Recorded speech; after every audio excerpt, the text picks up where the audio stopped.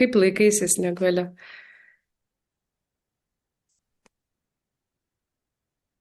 Nu, aš nežinau, ar turi priežastį laikytis.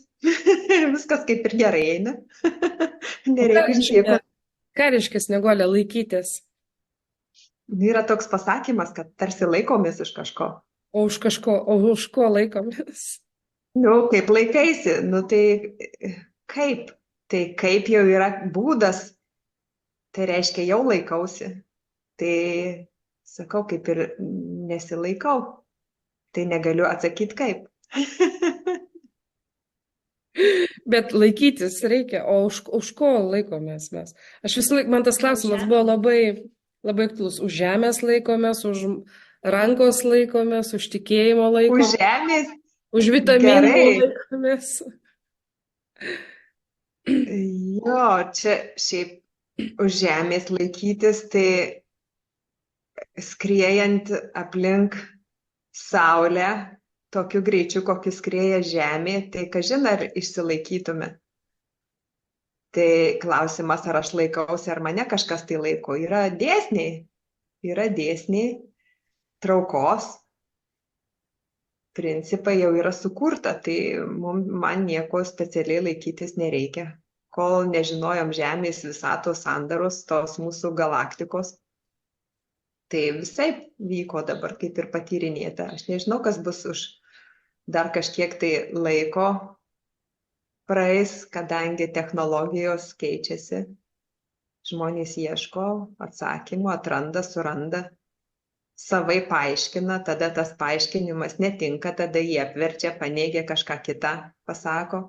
Tiek, kad dabar daug labai netyrumo, manipulacijų ir technologijų, taip kad neaišku, nei už ko laikytis, nei už ko nesilaikyti. Kažkas laikosi krypties, kažkas laikosi savo nuomonės, kažkas laikosi savo kažkokių tai profesinių įgūdžių, nu, už kažko, kad save kaip asmenį, kaip personą, kaip ego kažkokią formą turėčiau. Tai laikomės už formos kažkokios, kad nu, va, susitiktume, galėtume atpažinti, rasti vieni kitus. Kol nėra būdo, dar nepriaugę iki to būdo, kur galima rasti save kitose dėsniuose ir principuose, tai šitie principai ir dėsniai verčia savaime būti čia. Negaliu sakyti, kad verčia, bet kitaip nėra. Kai persiversim kitaip, tai bus kitas virsmas. Tai versti, tai čia ne ta prasme, kad priversti, bet iš kitos pusės ir priversti.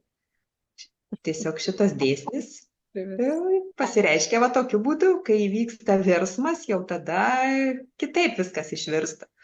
Dėl to keičiasi nuomonės, keičiasi supratimas, keičiasi visa kas. Tai ir yra alchemija, transformacija, virtimas iš lėliukės į drugelį, tada drugelis vėl numiršta, virsta dulkėmis, nu ir visa tas procesas vyksta. Tai ir laikomės tos formos, kurioje esame.